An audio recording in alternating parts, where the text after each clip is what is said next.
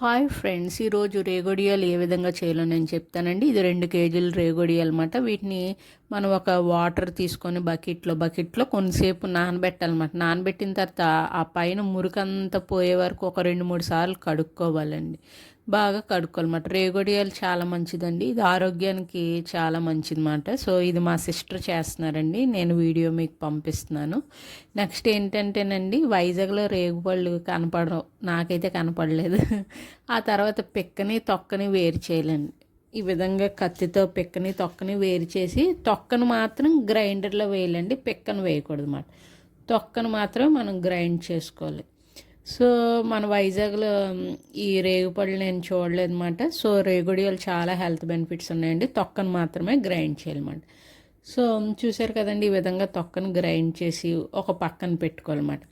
ఆ తర్వాత మీకు ఎంత కారం కావాల్సిందో అన్ని పచ్చిమిరకాయలు వేసుకోండి. మీకు కారం ఎక్కువ ఇష్టం లేకపోతే పచ్చిమిరకాయలు తక్కువ వేసుకోండి. 2 కేజీలు కాబట్టి ఒక 20 పచ్చిమిరకాయలు గ్రైండ్ చేశానండి. చేసింది మా సిస్టర్. ఈ వీడియో తను పంపించిందన్నమాట. ఆ తర్వాత బెల్లం పాకం పెట్టుకోవాలండి.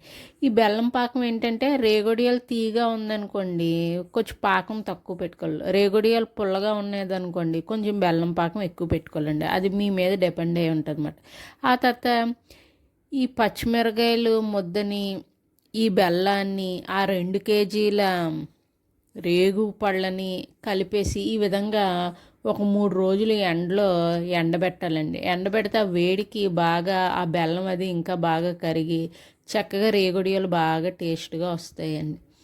సో ఈ విధంగా మనం వడియాలు పట్టేసుకోవడమేనండి. ఆ తర్వాత వడియాలు వేసేసుకోవడమేనండి.